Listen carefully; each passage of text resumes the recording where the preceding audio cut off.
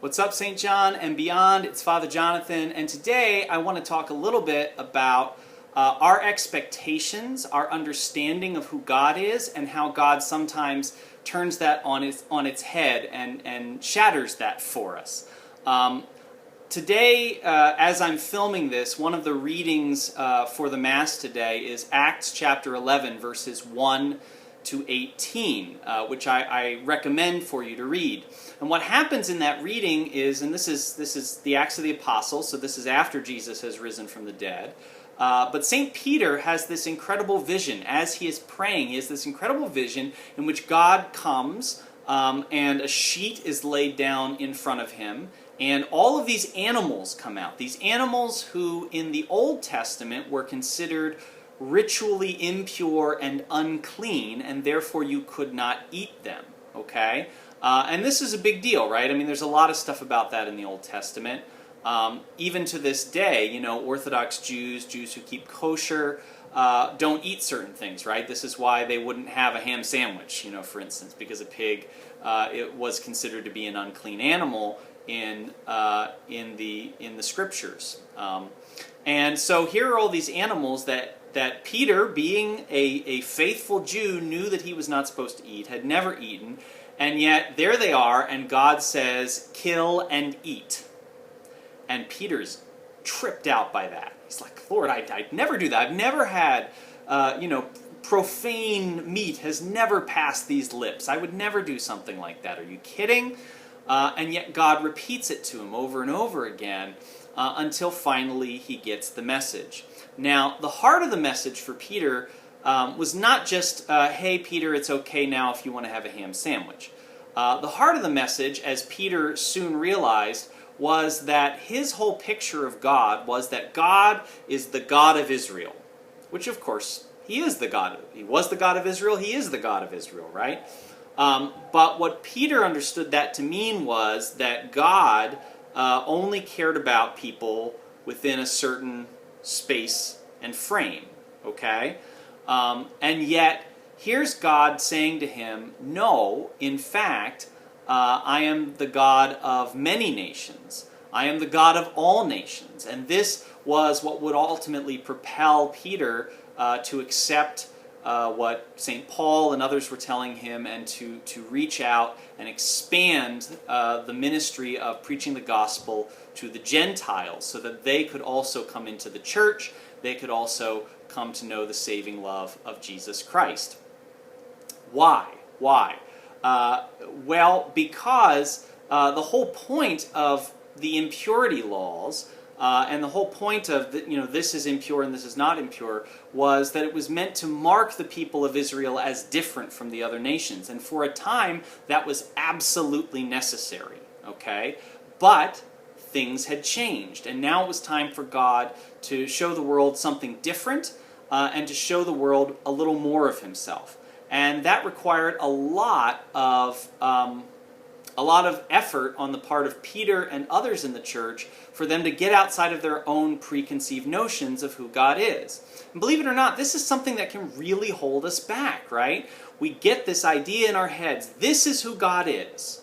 And, maybe some of it is true, as it obviously was for Peter, but it's like God can go this far and no farther.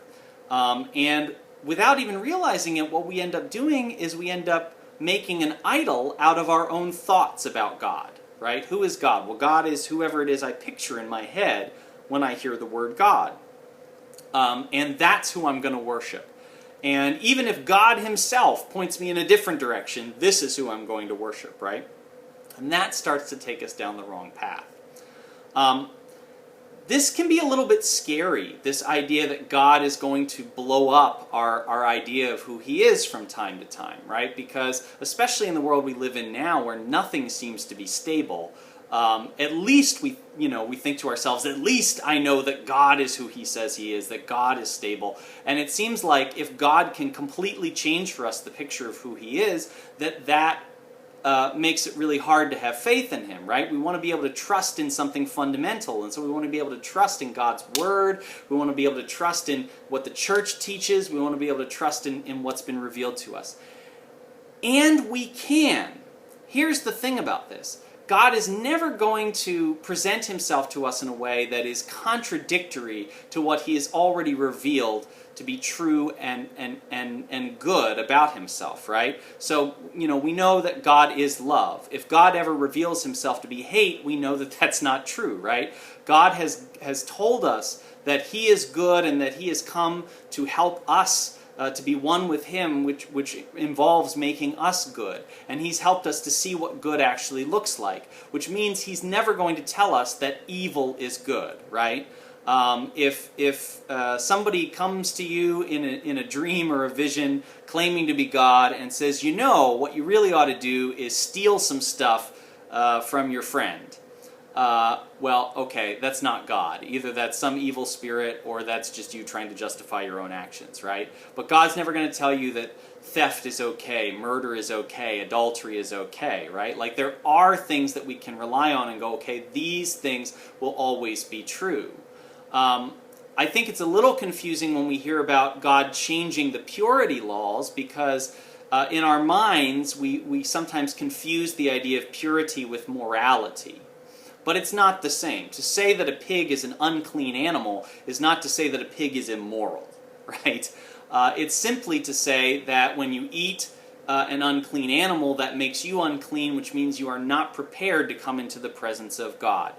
And there are other things like that in the Old Testament as well, laws around,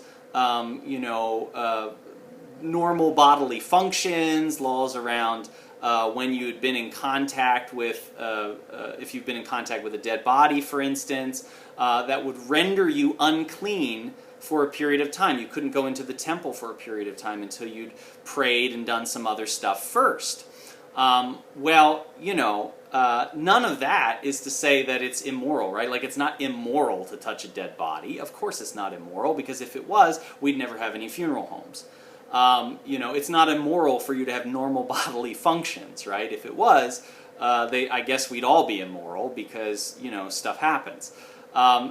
So what is it that is being communicated there? I think the easiest metaphor for us as modern people would be, if you've just been outside and you've been playing games, or maybe you've been doing some work, maybe you've been down in a garden, like digging out weeds or something, and you've got dirt all over you, and like it's in your hair, and it's like sweat's thick on you, and then you come back in the house, and your mom is standing there in her best formal dress, and your dad is like wearing a suit or something, and they tell you that this very important person, this king, this queen, this celebrity, I don't know who it is, but whoever it is, they're coming to your house for dinner in like 20 minutes, and they've got the finest china out and this really nice feast. You're not just going to go, well, I'll just plop myself down in the chair and, and all the grease and dirt will come right off of me, and that's fine, doesn't matter, I'll just go ahead and eat. No, of course not. You would say, oh gosh, I got to get ready. I got to go clean myself up. You'd run and you'd have a shower.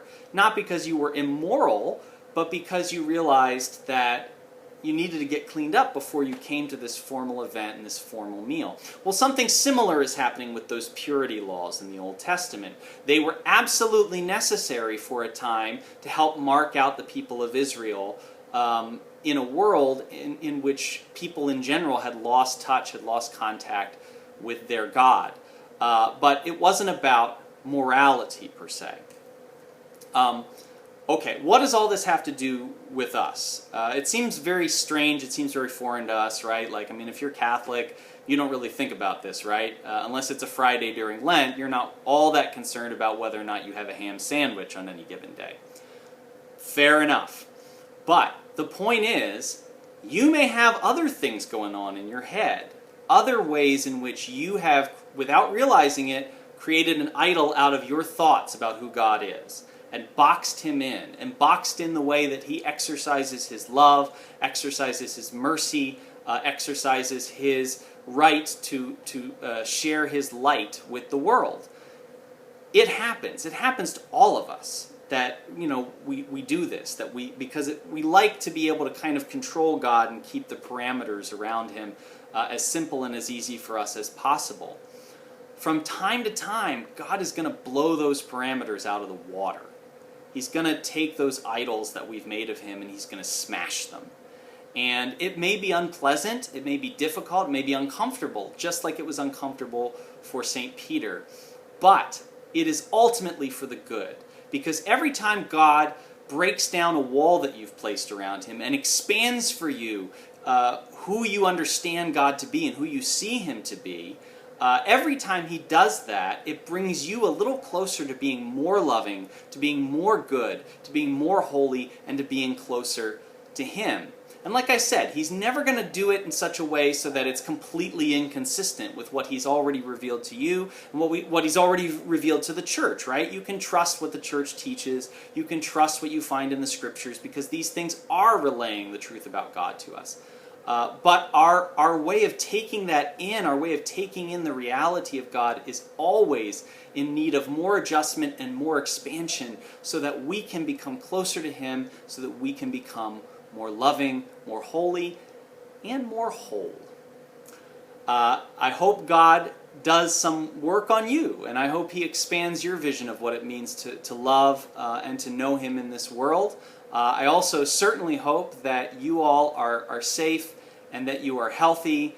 I will be back to see you again tomorrow or at least sometime really soon, certainly by Wednesday. And until then, stay home, stay safe, wash your hands. Okay? I'll see you soon. God bless you. Grace, peace, and love.